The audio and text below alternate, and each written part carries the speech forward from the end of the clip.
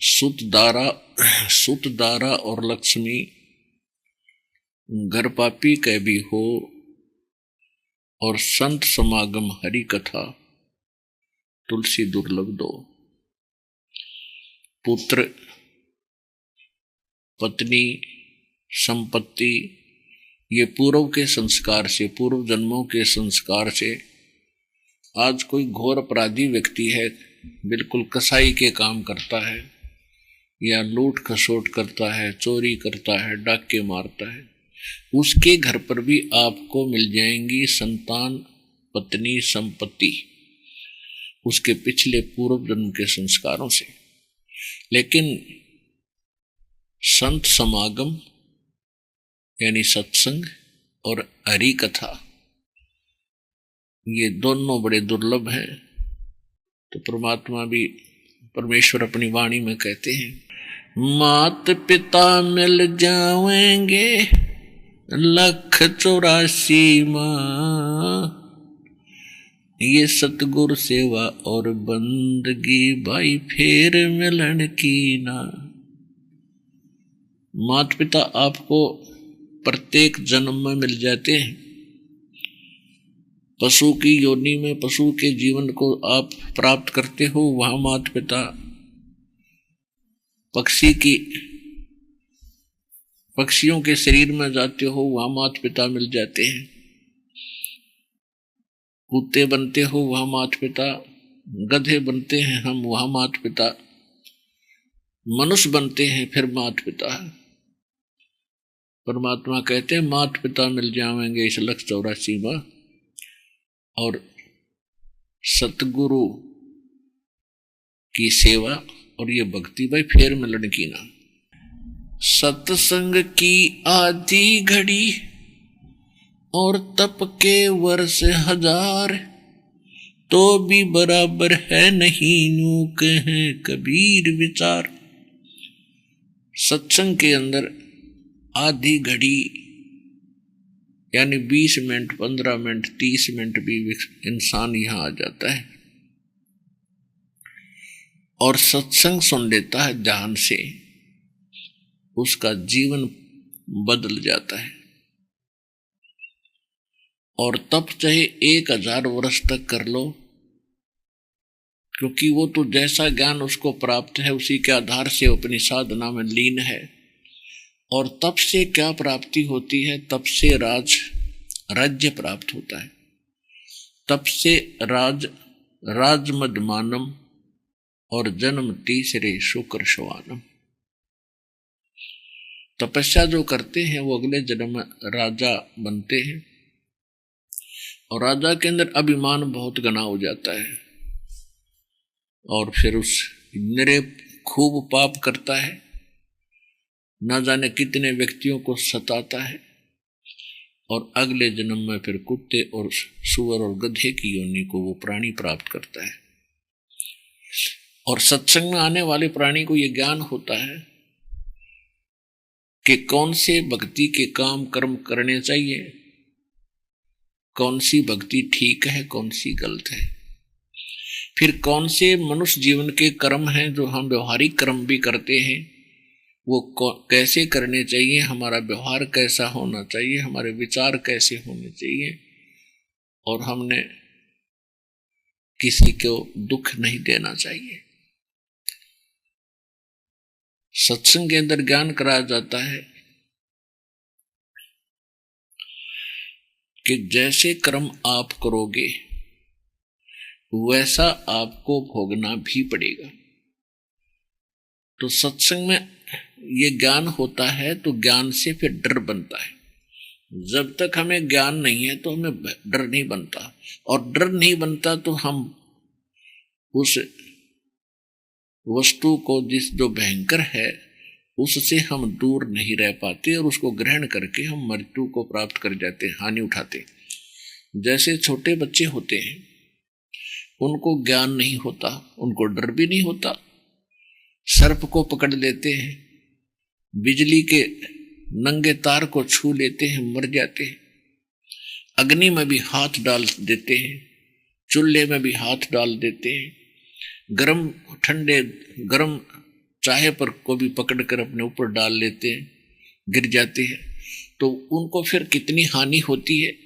और जब वो सयाने हो जाते हैं, बड़े हो जाते हैं, उनका दिमाग ठीक काम करने लगता है। उनको बताया जाता है कि ये सर्प है, ये बहुत भयंकर जानवर है, ये अग्नि है, इसको हाथ नहीं लगाना चाहिए, ये करंट है इस तार के अंदर, इसको छूने से मौत हो जाती है।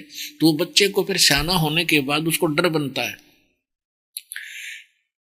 और डर बनता है तो उनसे वो बच भी जाता है।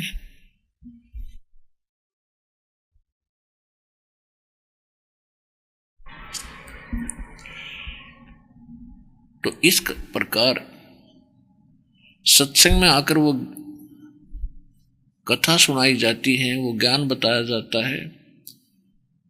जिन जिन कारणों से आप दुखी होते हो और जिन कारणों से सुखी होते हो, वो भी राह बताई जाती है, वो मार्ग बताया जाता है।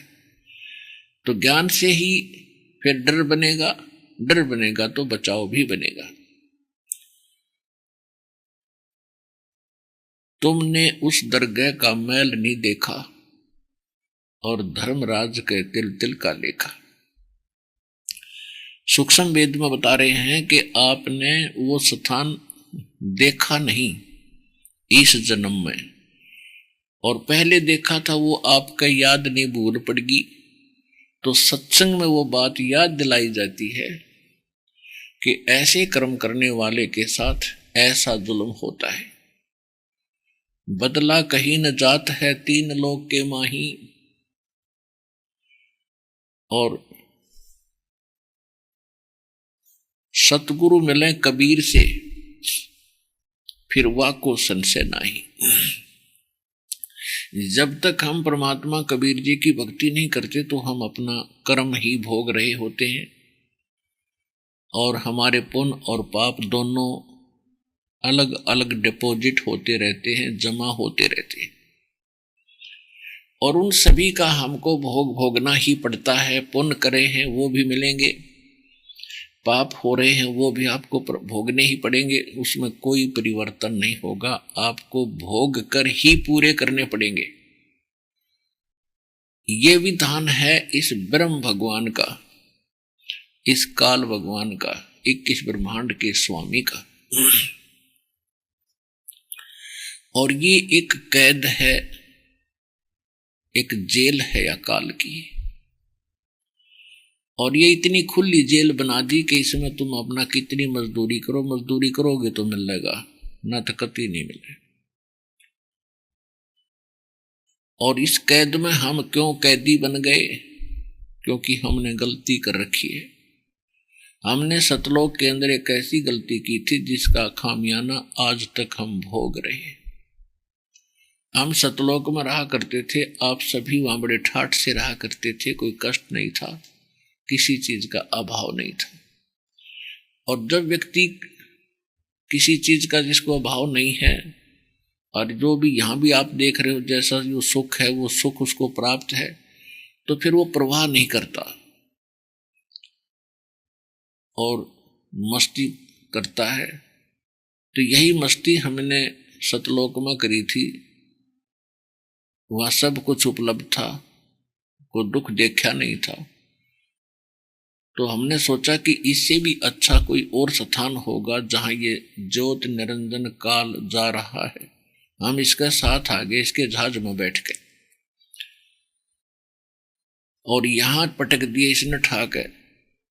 जो हम अपने पिता के वहां से धन लाए थे भक्ति का, वो इसने खर्च करवा दिया, होटल बना के, रेस्टोरेंट बना के, स्वर्ग बना के, महास्वर्ग बना के। पुण्यात्माओं, एक भयंकर जाल पूर रखा है इस काल भगवान ने। आपकी बुद्धि तो काम करेगी कहां, ब्रह्मा विष्णु महेश के आज तक समझ में नहीं आ रही हमारा बाप कौन है, हम यहाँ कर क्यों रहे हैं, हम क्यों दुखी हो रहे हैं, क्यों हम मार रहे हैं, क्यों पाल रहे हैं और क्यों इनको पैदा कर रहे हैं। ये भी आज तक इसी संशय में जी रहे हैं। सतगुरु आए दया करी, ऐसे दीन दयाल, बंदी छोड़ वृत्तास कहा, जठरगनी प्रतिपाल। परमात्मा आए, खुद परमात्मा आए, सतगुरु रूप बना के एक तत्वदर्शी संत की भूमिका करने कबीर भगवान आए और उन्होंने आके ये निर्णायक ज्ञान 600 वर्ष पहले कलयुग में बताया था। लेकिन हमारे धर्मगुरुओं ने हमारे को इतना भ्रमित कर दिया कि कबीर एक जुलाहा धाड़क है, शूद्र जाति से संबंध रखता है, इसको वेद गीता पढ़ने को मिले नहीं, क्योंकि उस समय सदग्रंथों को जानना पढ़ना केवल ब्राह्मणों का ही काम था और ब्राह्मण वर्ग ही संस्कृत पढ़ने के अधिकारी थे और कोई पढ़ नहीं सकता था। यानी उनको ये सेवा दे दी थी, भाई आप ये भगवान के ग्रंथ पढ़ो और फिर हम ना समझाओ सत्संग कर करके सिंपल वे में। और उनको ये भी बता दिया था कि तुमने कोई काम नहीं, हम तुम्हें पूजा भी देंगे, तुम्हें दक्षिणा देंगे, आप अपने बच्चे भी पालो और ग्रंथों को जानो अच्छी तरह। तो उन्होंने जैसे उनको समझ में कहाँ आना था, फिर भी ये मान लिया हमारे समाज ने कि ये संस्कृत के ज्ञाता, ये विद्वान पुरुष हैं, ये सब सदग्रंथों को अच्छी तरह पढ़ते हैं, इन्होंने समझ ठीक लिया होगा।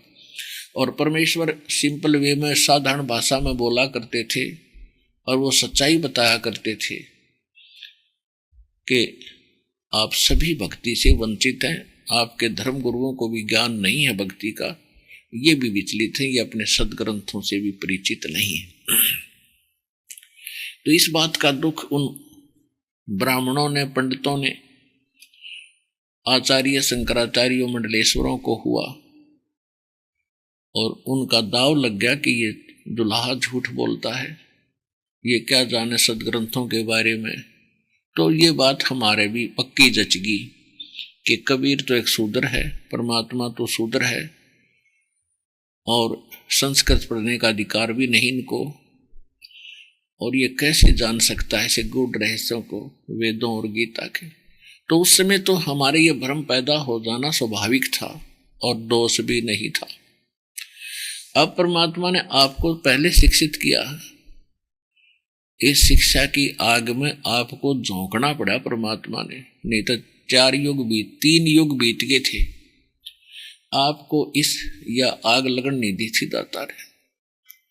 अब इस आग में झोंकना जरूरी था कि एक बार ये किसी प्रकार मुझे पहचान लें। और जो आज आग लग रही है, आप देख रहे हो, सन 1970-75 के बाद हमने वो जमाना भी देखा है और ये अब भी देख रहे हैं। सन 1975 के बाद यह आग लगी है माया की दौड़ की और शिक्षा और ये पोस्ट नौकरियों की, और इसमें हम कहाँ पहुंच गए? इंसानियत खत्म हुई, केवल माया दिखाई देती है, ना इज्जत रही, ना बड़े छोटे का व्यवहार रहा। आप किसी ऑफिस में जाते हो, आपके साथ कैसा व्यवहार करते हैं, आपके ही बच्चे होते हैं, लेकिन वो आग, उस आग में जल रहे हैं, उस माया की आग में अंधे हो गए, अपने कर्म फोड़ रहे और आगे फिर भोगने पड़ेंगे। तो इस आग से बचाने के लिए, इस विष से बचाने के लिए इस पूरे समाज को इस परमात्मा के अध्यात्म तत्व ज्ञान की घनी आवश्यकता है। और इसके लिए दास लगभग 15-20 वर्ष से प्रयत्नशील है कि किसी प्रकार यह बात समझ में आ जाए, इनका जीवन सफल हो, इनके बच्चे सुखी हों, इनका कैर टूट रहा, हॉस्पिटल देख ले वह भरे, कोर्ट देख ले वहाँ खचाखच भरी, और कितना देख लो रोज लट्ठम लट्ठा, कितना मुकदमे हो रहे हैं, कितना गांव में पंचायत होती फिर है, घर घर में लड़ाई होगी, क्योंकि बड़े छोटे की कोई रही नहीं। तो इस कारण से यह एक बार इस भट्ठी में आप खूब जल रहे हो। ये परमात्मा ने सोचा था कि ये थोड़ी सी आग लगेगी 20-30 वर्ष की, इसने फिर शांत कर दूंगा, लेकिन ये ज्ञान समझेंगे तो मुझे जानेंगे। और परमात्मा सब कुछ करता है, ये भूल गए हम केवल अब ये इतने इंटेलिजेंट मान लिया अपने आप को, एक शिक्षा ग्रहण करके अंग्रेजी बोलने लग गए। पहले संस्कृत बोलने वालों को की बड़ी महिमा थी, संस्कृत में बोला करता, उसके मुंह तरफ देखे जाया करते, कोई बड़ा विद्वान है, और उसका स्थान आज इंग्लिश ने ले लिया, अंग्रेजी ने।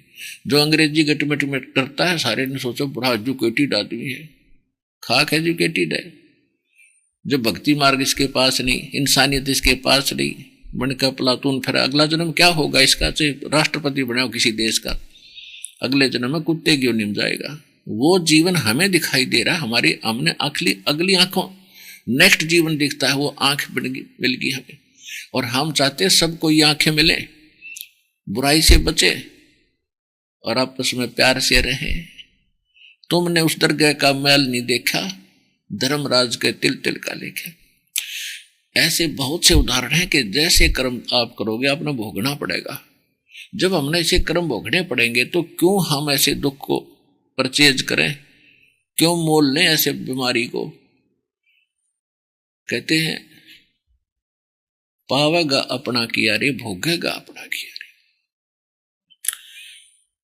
एक बार एक टीवी के अंदर प्रोग्राम आ रहा था जैनियों का, और एक बहन कथा सुना रही थी।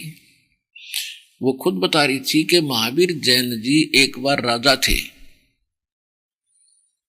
वो महावीर जैन वाली आत्मा, जो मारीची वाली आत्मा है, वो राजा थी, और वो राजा राज प्राप्त था उसको, और उसको उसका कुछ समय वो अपने सामने ये जो साजबाज बजाने वालों को बुलाया करता था, उनका टाइम फिक्स था कि इस समय आओ, तो वो बढ़िया सुरीली आवाज से साजबाज बजाया करते थे, धुन उसको सुनाया करते थे।